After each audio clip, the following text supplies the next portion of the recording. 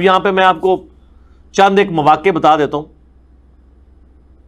جن کے اوپر سجدہ سہو آپ کریں گے، لیکن وہ اسی اصول کے ساتھ کہ آپ نے اصول اپنا قائم رکھنا ہے کہ یقین کے اوپر بنیاد رکھنی ہے۔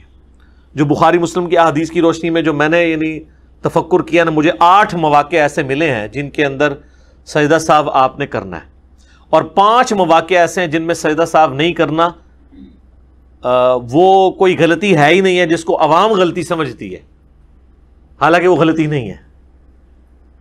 وہ 8 کون سے مواقع ہیں؟ مثال کے طور پر کسی شخص کا درمیانہ تشہد چھوٹ گیا، بخاری مسلم میں آتا ہے نبی علیہ السلام نے ایک دفعہ درمیانہ تشہد آپ کا چھوٹ گیا تو آپ نے اینڈ پہ سہو کے 2 سجدے کیے، بلکہ سنن ابی داؤد میں، ترمذی میں حدیث ہے اگر درمیان والا تشہد کسی کا چھوٹ گیا اور وہ قیام میں چلا گیا تو آپ واپس تشہد میں نہ آئے، بس وہ نماز پوری کرے، اینڈ پہ 2 سجدے کر لیں۔ حنفی کہتے ہیں واپس آیا تو نماز ٹوٹ جائے گی، یہ کوئی نہیں ہے حدیث کے اندر، نماز نہیں ٹوٹتی، نماز بڑی مضبوط شے ہے۔ وہ کہتے ہیں اس لیے کہ وہ فرض کو چھوڑ کے دوبارہ واجب کی طرف آیا۔ سر وہ فرض کو چھوڑ کے واجب کی طرف نہیں آیا، وہ چھوٹے ہوئے واجب کو پکڑنے کے لیے آیا، فرض میں دوبارہ واپس آئے گا، صبر کرو، یہ نہیں ہے کہ تو ناس جائے گا، تیسری رکعت فرض ہی واپس آئے گا۔ وہ فرض تو اس کا ابھی اس پہ فرض وہی نہیں تھا تو وہ پہلے کھڑا ہو گیا تھا تو وہ واپس آیا ہے۔ ہاں یہ ہے کہ نبی علیہ السلام نے اس سے منع کیا ہے، لیکن آپ نے یہ نہیں فرمایا کہ اگر کوئی کر لے گا تو۔ اسی لیے جب کبھی نماز پڑھا رہے ہو نا تو آپ اگر درمیانی سٹیج میں ہو نا اور آپ کو احساس ہو جائے تو واپس آ جائے، لیکن آپ بالکل کھڑے ہو گئے واپس نہ آئے۔ لیکن یہاں پہ کیا ہوتا ہے، وہ کھڑا بھی ہو جائے نا، مقتدی پیچھے سے زور لگا رہے ہوتے ہیں، سبحان اللہ اللہ اکبر کہہ کے واپس ہی آ جائے کی صورت۔ تو جن کو یہ مسائل پتا ہوتے ہیں نا وہ واپس نہیں آتے، ان کو پتا ہے کہ یار اب سجدہ صاحب تو ویسے ہی کرنا ہے تو چلو ایک تشہد بچ گئی ہے تو بچی رہے ربو، دوبارہ کہ اینو بھی کریں گے، سجدہ صاحب تو پھر بھی کرنا ہے، اگر کسی نے تشہد پڑھ بھی لی نا پھر بھی سجدہ صاحب دوبارہ اس کو کرنا پڑے گا۔ مسئلہ 92 میرا ڈیٹیل کے ساتھ ریکارڈڈ ہے سجدہ صاحب کے اوپر، آلموسٹ یہ ساری باتیں میں نے اس میں بھی ڈسکس کی تھی۔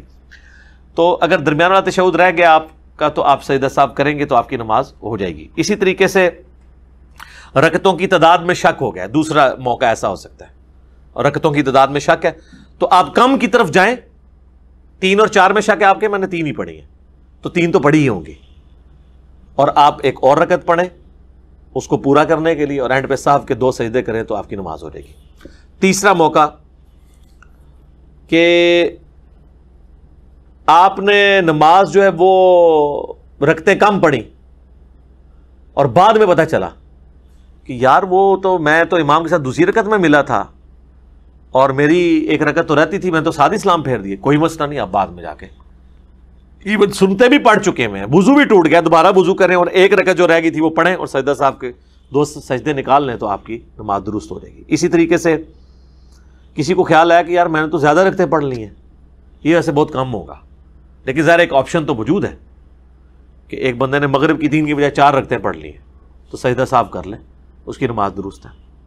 اسی طریقے سے 5واں ایک آپشن ہو سکتا ہے، سجدوں کی تعداد بھول گئے، خطرہ پڑ گیا، 1 کیا یا 2 تو آپ سمجھے میں نے 1 ہی کیا، ایک اور کر لیں۔ ویسے ربک فرلی اگر 2 سجدوں کے درمیان پڑھیں گے نا، اور ایون یہ فقہ حنفی میں بار شریعت میں بھی یہ وظیفہ لکھا ہوا ہے، لیکن حنفیوں کو پتہ ہی نہیں ہے۔ اگر یہ ان کو پتہ ہوتا جلسے میں یہ پڑھنا تو وہ کبھی بھی دوسرا سجدہ نہ بھولتے، تو آپ سجدہ صاحب کر لیں۔ چھٹا ایک موقع ہے کہ سرن نماز تھی، آپ نے اونچی آواز سے قرات شروع کر دی، یہ ہو جاتا ہے بعض اوقات کہ زور میں شروع کر دی اونچی آواز میں تو پیچھے سے لوگ لقمہ دیتے ہیں۔ اچھا لقمہ دینے کا بھی طریقہ ہے، اس پہ میرا یوٹیوب پہ کلپ ہے، بخاری مسلم میں حدیث ہے کہ مرد سبحان اللہ کہہ کے لقمہ دیں گے اور عورتیں تصفیق کر کے ہاتھ پہ ہاتھ مار کے، کیونکہ عورت کی آواز کا بھی پڑتا ہے، اور سبحان اللہ کہنا ہے، اللہ اکبر نہیں کہنا۔ سبحان اللہ کا مطلب ہے کہ اللہ پاک ہے، تو نے غلطی کی ہے، اللہ پاک ہے، اللہ نہیں غلطی کرتا۔ اور اللہ اکبر سے اس بیچارے کو کیا پتا چلے گا کہ پیچھے آ کے کسی نے نماز نیت کی ہے یا مجھے کہہ رہا ہے یہ؟ سبحان اللہ سے اس کو پتا چل جائے گا اچھا یار یہ غلطی۔ تو سرن نماز کو جہرن پڑھ دیا، جہرن کو سرن پڑھا، تھوڑا بہت پڑھا گیا تو خیر ہے، لیکن اگر ذرا لمبا پڑھ لیا تو پھر وہ سجدہ صاحب کرے۔ بخاری مسلم میں آتا ہے کہ نبی علیہ السلام بعض اوقات ظہر اور عصر میں بھی چاند ایک آیات ہمیں بلند آواز سے سنا دیتے تھے تاکہ ہمیں پتہ چل جائے کہ آپ کون سی صورت پڑھ رہے ہیں، تعلیم کے لیے۔ اسی طریقے سے کسی نے رکوع اور سجدے میں قرآن پڑھ لیا دعا کے علاوہ قرآنی دعائیں پڑھ سکتے ہیں، لیکن صحیح مسلم میں حدیث ہے کہ نبی علیہ السلام نے رکوع میں اور سجدے میں قرآن پڑھنے سے منع کیا، اور فرمایا رکوع اللہ کی عظمت کے لیے ہے اور سجدہ دعاؤں کے لیے، لہٰذا اس میں دعائیں مانگو۔ اور مسلم شریف میں حدیث ہے تم سجدے میں اپنے رب کے سب سے زیادہ قریب ہوتے ہو، لہٰذا اپنے رب سے خوب دعائیں مانگا کرو۔ اس لیے بخاری مسلم میں آتا ہے نبی علیہ السلام رکوع اور سجدے میں پڑھتے تھے سبحانک اللہم ربنا وبحمدک اللہم اغفر لی، اللہ کی حمد بھی ہے اور دعائے مغفرت بھی ہے اس کے اندر۔ مسلم شریف میں آتا ہے سبوح قدوس رب الملائکۃ والروح۔ مسلم شریف میں ایک اور حدیث ہے رکوع میں آپ پڑھتے تھے سبحان ربی العظیم اور سجدے میں سبحان ربی الاعلی۔ اور ابو داؤد اور ترمذی میں حدیث ہے نبی علیہ السلام حکم دیتے تھے کہ رکوع میں پڑھو سبحان ربی العظیم اور سبحان ربی الاعلی سجدے میں، اور کم از کم 3 دفعہ۔ المصنف ابن ابی شیبہ میں آتا ہے کہ 3 دفعہ۔ ابن ماجہ میں بھی ایک کمزور روایت ہے لیکن اس کو سپورٹیو ہے کہ کم از کم 3 تسبیحات آپ نے پڑھنی ہے، چاہے سبحان ربی العظیم 3 دفعہ پڑھ لیں یا ایک دفعہ سبحان ربی العظیم، ایک دفعہ سبوح قدوس رب الملائکۃ والروح، ایک دفعہ سبحانک اللہم ربنا وبحمدک اللہم اغفر لی، تو 3 تسبیحات پوری ہو جائیں گی۔ یہ کم سے کم ہے، زیادہ تو آپ جتنی مرضی پڑھیں۔ سنن نسائی میں آتا ہے، ابو داؤد میں کہ انس بن مالک کہتے ہیں ہم حضور کے پیچھے 10 دفعہ بھی تسبیحات شمار کر لیا کرتے تھے، طاق کی بھی کوئی شرط نہیں ہے، 10 تو ایون ہوتا ہے۔ تو اگر رکوع اور سجدے میں ادر دین دعاؤں کے آپ نے قرآن کی تلاوت کی تو سجدہ صاحب واجب ہو جائے گا۔ اس طریقے سے اگر پہلی 2 رکعتوں کے اندر سورت ملانا بھول گئے سورہ فاتحہ کے بعد تو سجدہ صاحب پھر آپ کے واجب ہوگا۔ آخری 2 میں بھول گئے تو خیر ہے، ایون سنت کی بھی، ویسے ہمارے ہاں تو ہے نا کہ فرض میں نہیں پڑھنی، سنت میں بھی آخری 2 رکعتوں میں کوئی بھول گیا تو کوئی مسئلہ نہیں ہے، سجدہ صاحب نہیں ہوگا۔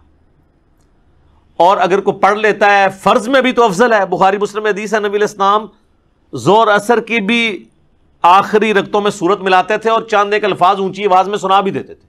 یہ جو پبلک میں مشہور ہے سجدہ صاحب واجب ہو جاتا ہے، یہ غلط ہے۔ اب وہ 5 مواقع جن میں پبلک میں مشہور ہے، ایک تو بہت مشہور کہ جی اگر کسی نے درمیان والے تشہد میں دروشی پڑھ لیا کہ سجدہ صاحب واجب ہو گیا، کیوں؟ کہتے ہیں وہ قیام سے لیٹ ہو گیا۔ قیام سے لیٹ ہو گیا، کھیلنے تو نہیں چلا گیا تھا، اللہ کا ذکر کر رہا ہے اور دروشی بھی پڑھ رہا ہے۔ ویسے تو کہتے ہیں ہم جی درود والے ہیں، ہم بارود والے نہیں ہیں، ایتھے درود تو چپ گیا، اور حالانکہ یہ سنت ہے۔ صحیح مسلم میں حدیث ہے، اما عائشہ کہتی ہیں کہ نبی علیہ السلام اکٹھی 9 رکعت وتر پڑھا کرتے تھے، جس میں صرف 8ویں رکعت میں بیٹھتے تھے، باقی ہر رکعت میں آپ کھڑے ہو جاتے تھے، اور 8ویں رکعت میں بیٹھ کے آپ تشہد پڑھتے، اس کے بعد دروشی پڑھتے، دعائیں مانگتے، اور پھر آپ 9ویں رکعت کے لیے کھڑے ہوتے، اور اس میں پھر آپ دعائے قنوت کر کے 9ویں رکعت کا تشہد پڑھ کے تو آپ پورا وہ اینڈ تک سلام پھیرتے۔ تو اس میں وتر میں نبی علیہ السلام نے درمیانی تشہد کے اندر پورا دروشی وہ پڑھا، اور حنفیوں کے نزدیک وتر واجب ہے، ان میں وتر میں بھی کوئی پڑھ لے تو سجدہ صاحب واجب ہو جاتا ہے، تو نبی علیہ السلام تو پڑھتے تھے۔ ہاں مسند احمد میں حدیث ہے کہ عبداللہ ابن مسعود کہتے ہیں اگر درمیان والا تشہد ہو تو تم عبدو اور رسولو کے بعد کھڑے ہو جاؤ، یعنی یہ آپشن ہے، چاہے دروشی پڑھ کے کھڑے ہو یا بغیر دروشی کے، لیکن دروشی پڑھنے سے سجدہ صاحب واجب نہیں ہوتا۔ اور اس پہ فقہ حنفی والوں نے ایک خواب امام حنیفہ کا مشہور کیا ہوا ہے، میرا ایک یوٹیوب پہ کلپ بھی ہے، فقہ حنفی کی انجینئرنگ۔ وہ کہتے ہیں جی امام حنیفہ کو نبی علیہ السلام کی خواب میں زیارت ہوئی، امام حنیفہ سے معذرت ان بیچاروں کو پتہ بھی نہیں ہوگا، کہتے ہیں نبی علیہ السلام نے کہا تو نے سجدہ صاحب واجب کر دیا جو دروشی دوسری رکعت میں پڑھ لے میرے ماننے والوں پر؟ تو انہوں نے کہا یا رسول اللہ اس لیے کہ وہ غافل ہو کے پڑھ رہا ہے۔ تو نبی علیہ السلام مسکرائے اور آپ خوش ہوئے، واہ جی واہ کڈی بڑی کہانی کرائی جائے، نبی علیہ السلام سے زیادہ ذہین شخص کوئی تھا؟ آپ یہ کہانی مجھے نہیں کرا سکتے، نبی علیہ السلام کو کہانی کروائی ہے آپ نے، سب جھوٹ ہے، کوئی امام حنیفہ نے خواب نہیں دیکھا۔ اگلی بات یہ تھی کہ نبی علیہ السلام یہ پوچھتے کہ بھئی اگر کوئی جان بوجھ کے پڑھے بڑے شوق سے محبت کے ساتھ یہ کہتے ہوئے کہ ہم درود والے ہیں بارود والے نہیں ہیں، پھر تو کیا کہتا ہے؟ تو پھر فقہ حنفی یہ کہتی ہے کہ جس کام سے سجدہ صاحب واجب ہوتا ہے نا، اگر آپ وہ جان بوجھ کے کریں تو نماز واجب الاعادہ مکروہ تحریمی ہو جاتی ہے، دوبارہ پڑھنی ضروری ہو جاتی ہے۔ تو پھر امام حنیفہ یہ کہتے ہیں کہ یا رسول اللہ اس کی تو نماز ہی نہیں ہوتی۔ تو پھر حضور نے کہا یار ایک ہی 2 نمبری ہے، کیڑا بھول کے پڑھے تو انہوں تو کہنا غافل ہو کے پڑھے ہے، اور جو جان بوجھ کے پڑھ رہا ہے انہوں کہہ رہے ہیں جان بوجھ کے پڑھے تو نہیں ہوتی، نہیں وہ قیام سے لیٹ ہو جاتا۔ پھر یہ کہانی نہ کرائیں، سیاسی بیان نہ دیں، پھر پہلے ہی وہی بات کریں نا، کہانی پکڑی جاتی ہے، اب تو ایسے ہی پکڑی جاتی ہے۔ تو یہ درمیان والے تشہد میں آپ درود شریف پڑھیں، ہم تو پڑھتے ہیں، اینڈ تک دعائیں بھی پڑھ سکتے ہیں، کوئی سجدہ سہو واجب نہیں ہوگا، سنت ہے۔ تو یہ وہ ایک چیز تھی جس کے اوپر یہ بتاتے تھے۔ اسی طریقے سے کہتے ہیں جی کہ فرض کی آخری رکعتوں میں سورت ملا لی، تو یہ غلطی، کوئی غلطی نہیں، بخاری مسلم ہے، نبی علیہ السلام ملا لیتے تھے۔ ویسے فقہ حنفی بھی اس پہ سجدہ سہو نہیں بتاتی، لیکن وہ کہتے ہیں فرض میں نہ ملائیں، حالانکہ ملا بھی سکتے ہیں۔ تیسرا، قرآن کی ترتیب بدل دی، تو وہ کہتے ہیں کہ اللہ آپ کا دل ٹیڑھا کر دے گا۔ یا قرآن کی ترتیب تو یہ بدلنا ہے کہ اگر کوئی سورۃ الناس کی تیسری آیت پہلی کی جگہ پڑھ دے، پہلی کو چوتھی پہ لے جائے، یہ ہے۔ سورت پوری کی پوری آگے پیچھے ہو جائے تو یہ قرآن کہاں سے بدلا؟ قرآن تو جس ترتیب میں نازل ہوا ہے وہ اس میں تو آپ بھی نہیں پڑھ رہے۔ سورۃ العلق پہلی سورت ہے جو نازل ہوئی ہے، پھر تو آپ کو ہر فرض نماز میں پہلی رکعت میں سورۃ العلق پڑھنی چاہیے، کوئی بھی اس کے علاوہ پڑھی تو آپ نے ترتیب بدل دی۔ ویسے یہ فقہ حنفی والے بھی کہتے ہیں ترتیب بدلنے سے گناہگار ہوں گے، نماز ہو جائے گی سجدہ صاحب نہیں۔ حالانکہ مسلم شریف میں ہے کہ نبی علیہ السلام نے نماز پڑھی تو آپ علیہ السلام نے پہلی رکعت میں سورہ نساء پڑھی اور دوسری میں آل عمران پڑھی، ترتیب بدل دی، شکر ہے بدل دی۔ اس طرح مسلم شریف میں بھی ایک حدیث ہے کہ آپ نے وہ جو طواف کے بعد 2 نفل پڑھے نا، تو پہلی میں قل هو اللہ احد، دوسری میں قل یا ایھا الکافرون پڑھی۔ ابھی ان بیچاروں نے حدیثیں تو نہیں پڑھی ہوئی نا، انہوں نے تو بس، تو یہ بھی بالکل غلط ہے ان کا کانسیپٹ۔ اس طرح ایک اور کہتے ہیں جی کہ اگر آپ نے پہلی رکعت میں لمبی سورت پڑھی ہے نا تو دوسری میں اس سے تھوڑی سی چھوٹی ہونی چاہیے، اور وہ کہتے ہیں کہ کم از کم نہ 3 آیات کا فرق ہونا چاہیے۔ تو سر بخاری مسلم میں حدیث ہے نبی علیہ السلام عید میں اور جمعے میں پہلی رکعت میں پڑھتے تھے سبح اسم ربک الاعلی اور دوسری میں سورۃ الغاشیہ۔ تو سورۃ الغاشیہ تو بہت بڑی ہے سورہ سبح اسم ربک الاعلی سے، اس کی آیات اس سے کئی زیادہ ہیں، کوئی سجدہ صاحب واجب نہیں ہوتا۔ اسی طریقے سے ہر رکعت میں اگر کوئی ایک ہی سورت پڑھتا ہے تو کوئی سجدہ صاحب واجب نہیں ہوگا، بلکہ اگر وہ سورۃ الاخلاص پڑھ رہا ہے تو پسندیدہ ہے۔ بخاری مسلم میں حدیث ہے، ایک صحابی تھے وہ ہر رکعت میں سورہ اخلاص پڑھتے تھے، تو حضور نے کہا کہ کیوں پڑھتے ہیں؟ ان کا اس میں میرے رب رحمان کی تعریف ہے تو میں اس سے محبت کرتا ہوں۔ تو نبی علیہ السلام نے فرمایا کہ اللہ تعالیٰ بھی پھر تم سے محبت کرتا ہے اور سورہ اخلاص کی محبت تمہیں جنت میں لے جائے گی، ٹھیک ہے؟